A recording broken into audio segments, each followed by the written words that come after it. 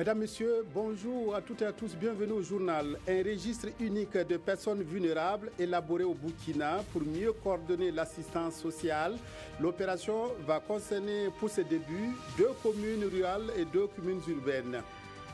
Mamadi Ouedraogo, reconnu pour ses talents de photographe, cet originaire de Kaya qui exerce ce métier depuis une vingtaine d'années, est l'un des 130 lauréats du concours international de la photographie du Japon édition 2015. Le Burkina est en voie de disposer d'un registre unique de personnalités, de personnes vulnérables, une nouvelle approche initiée par le gouvernement dans le but de mieux coordonner l'assistance sociale. L'opération pilote de ce ciblage a été lancée hier à Manga, dans le Zunweogo. Elle va concerner 2 communes rurales, 2 communes urbaines et un arrondissement. Kosun Koulibaly, Tanga Kafando. Ramata Ouedraogo ouvre la liste des personnes potentiellement vulnérables de la commune de Manga. Un enregistrement symbolique marquant le début de l'opération pilote de ciblage des personnes vulnérables au Burkina Faso. L'objectif est de disposer d'un registre unique des personnes vulnérables au Burkina afin de mieux coordonner les actions d'assistance sociale. Et si vous constatez, au Burkina Faso, presque tout le monde se réclame vulnérable. Et l'absence de statistiques et de données fiables, ainsi que les interventions disparates des partenaires, rendent difficile la mise en œuvre de cette politique nationale de protection sociale.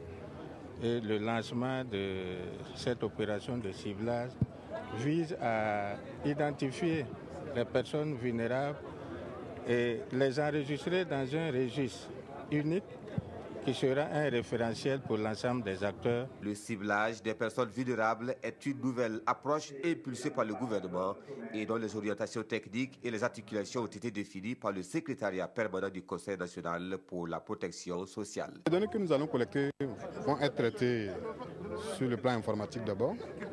Et après avoir traité ces données de manière informatique, ces données, les résultats viennent au niveau de la localité, de la commune, qui seront ensuite validés par un comité de validation qui sera mis en place.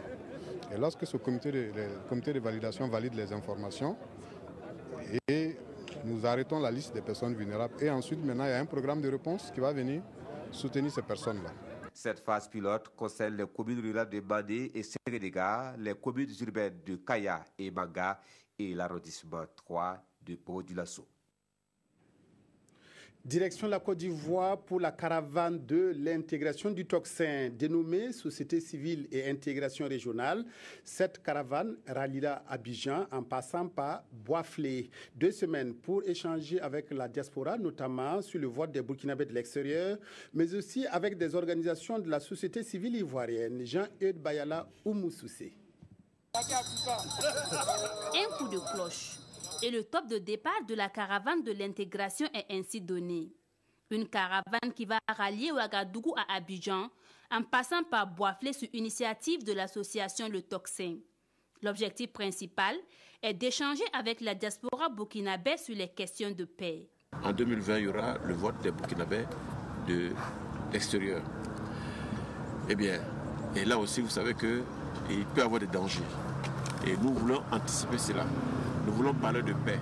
Parce que comme je l'ai dit, c'est comme un match de football où il y a des perdants et des gagnants. Mais s'ils n'ont pas l'habitude de voter, peut-être ils peuvent prendre ça autrement et puis ça peut peut-être mal tourner. Il sera également question d'intégration et le Tocsin va échanger avec certaines organisations de la société civile ivoirienne engagées dans la lutte pour la promotion des droits des migrants. Au mois de mai, nous avons parlé de convention avec la société civile ivoirienne, donc 4 sociétés civiles ivoiriennes.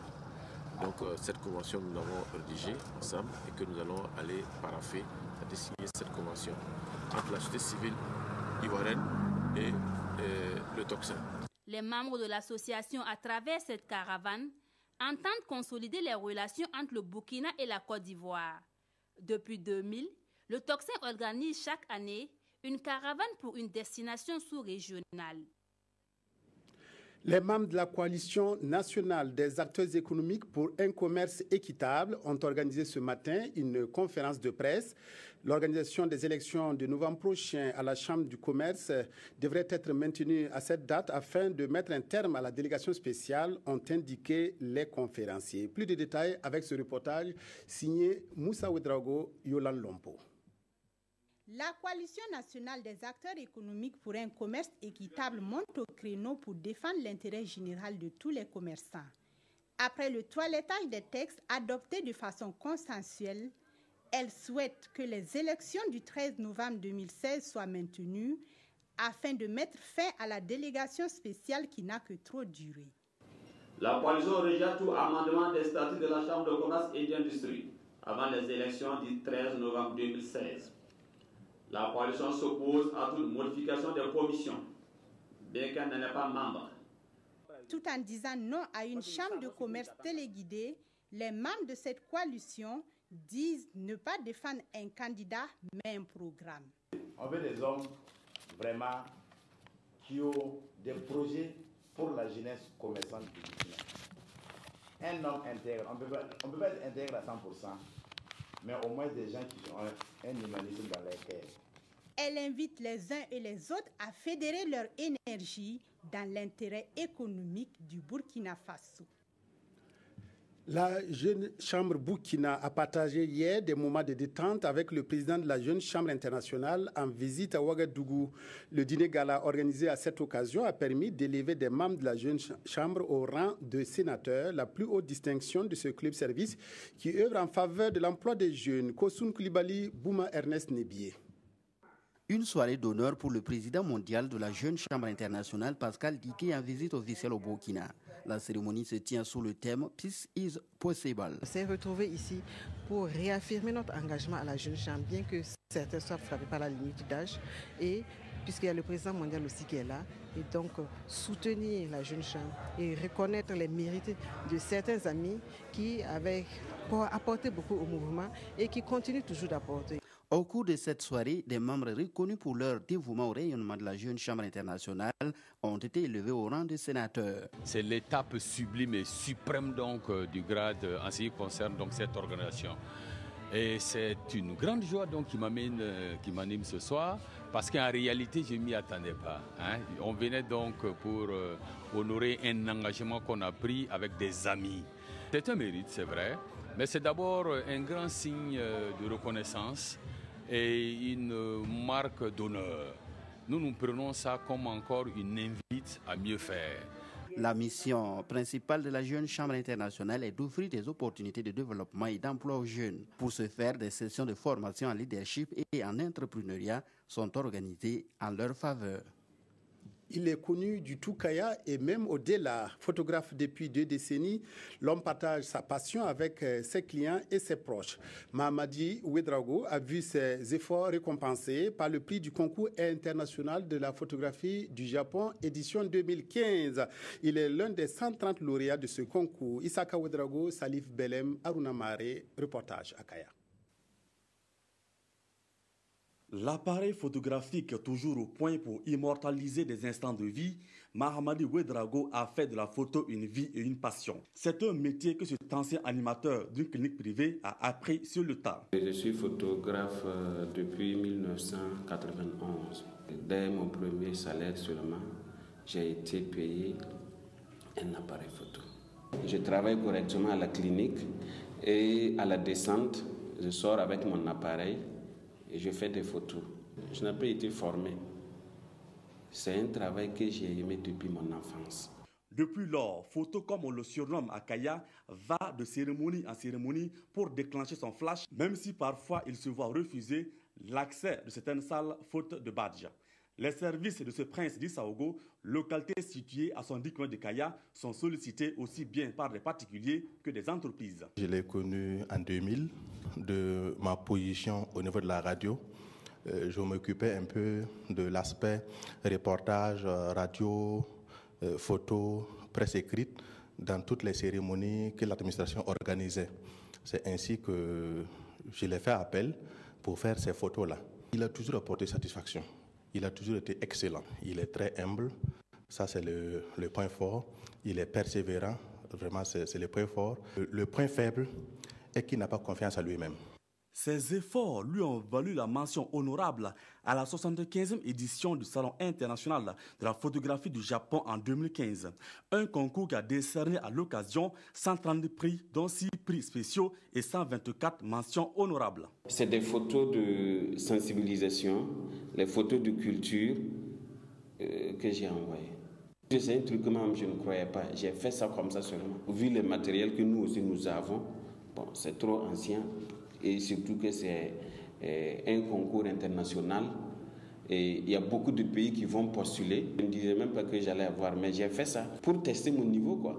Un prix qui vient une fois de plus confirmer le talent de ce premier Burkinabé à décrocher cette médaille. En 2013, il a remporté le premier prix de la meilleure photo lors du 11 décembre à Dori. Je lui exprime toutes les félicitations du gouvernement pour ce prix d'une grande valeur, et nous tenons à vous dire que nous allons rester à l'écoute de tout ce qui peut contribuer à vous lancer davantage sur le plan international et surtout à améliorer votre travail tant du point de vue de la qualité que du point de vue de l'organisation.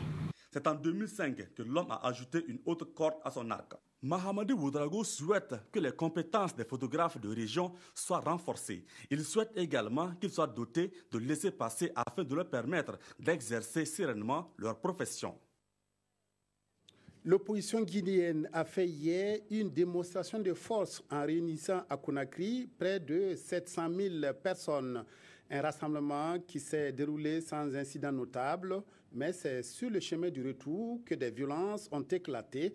Violences qui ont fait un mort et une dizaine de blessés. Le jeune homme du nom de Tierno Amidou Diallo a été tué par balle par un policier qui a été arrêté selon les autorités guinéennes. La jeunesse musulmane va en guerre contre l'extrémisme violent, thème d'un colloque ouvert hier, analysé aujourd'hui par les journaux. Les quotidiens s'intéressent aussi à l'actualité politique au Gabon. La revue de presse est signée Tobom Evelyne Dabiré. Comment la jeunesse musulmane de l'Afrique de l'Ouest pourrait-elle contribuer à la prévention de l'extrémisme violent? C'est la préoccupation de l'Organisation de la jeunesse musulmane en Afrique de l'Ouest au GEMAO, selon les quotidiens de ce jour. À travers un colloque à Ouagadougou, rapporte le journal Le Quotidien, cette organisation veut montrer que l'extrémisme violent n'est pas l'apanage d'une religion, mais il découle plutôt d'une mauvaise interprétation des textes islamiques, car ceux qui agissent ainsi le font contrairement aux textes religieux, et le plus souvent, c'est pour des raisons occultes, explique le secrétaire exécutif de l'OGEMAO dans le journal Le Pays. Mais au-delà de ces colloques, propose le journal Le Quotidien, il faut installer des mécanismes de veille permanents sur les discours et les actes haineux. Et ce journal met en garde, attention aux signaux rouges. Des signaux rouges de la division que l'opposition gabonaise a su déchiffrer et contourner en constituant une union sacrée à minima contre le pouvoir gabonais, rapporte le quotidien de ce 17 août. Deux des principaux candidats de l'opposition gabonaise ont décidé de soutenir la candidature de l'opposant Jean Ping à l'élection présidentielle, informe Sidoya.